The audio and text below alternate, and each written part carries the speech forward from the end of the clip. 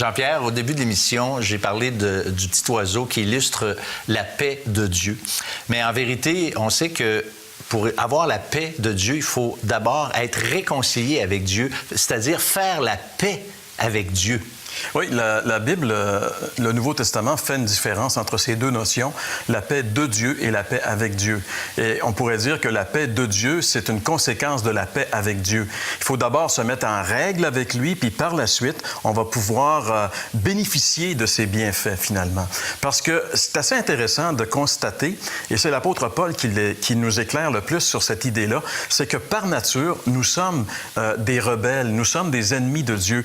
Et il y a un verset dans l'Épître aux Colossiens qui révèle cette vérité et qui révèle que non seulement, et ça François, c'est intéressant, non seulement les êtres humains, mais même, il semble que les êtres célestes étaient aussi en rébellion avec Dieu et que la mort de Christ a eu pour effet de faire la paix avec ce qui est sur la terre, ce qui est dans le ciel. Ce verset, c'est dans Colossiens chapitre 1er, le verset 20. Il est dit ici, Dieu a voulu, par lui, c'est-à-dire par Jésus, tout réconcilier avec lui-même, tant ce qui est sur la terre que ce qui est dans les cieux, en faisant la paix par lui, par le sang de sa croix. Le plan de Dieu pour que nous puissions être en paix avec lui, ça doit passer nécessairement par la croix. Parce qu'en réalité, François, ce qui irrite Dieu dans nos vies, c'est nos péchés. Notre rébellion. On est en rébellion.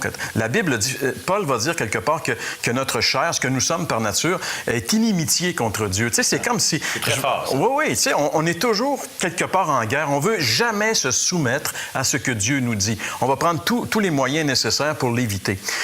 Et c'est ça, être ennemi de Dieu.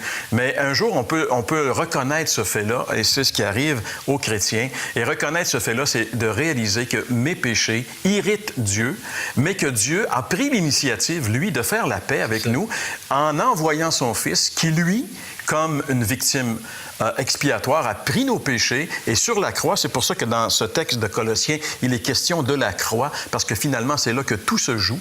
Et sur la croix, Jésus a pris nos péchés, il a payé à notre place ce que méritaient nos péchés. La colère de Dieu, finalement, est tombée sur lui.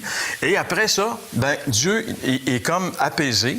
C'est la paix avec Dieu. Et là, si on met notre confiance en l'œuvre de Christ à la croix, on devient en paix avec Dieu. Il y a une illustration, là, ça dit le sang de sa croix, mais on parle du sang, bien sûr, que Jésus a versé sur la croix, mais ça parle en fait de la mort.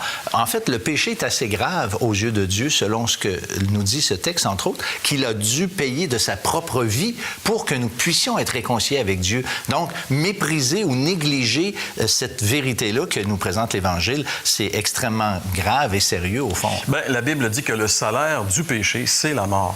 Donc, dès qu'il y a un péché qui est commis, quelqu'un doit mourir quelque part.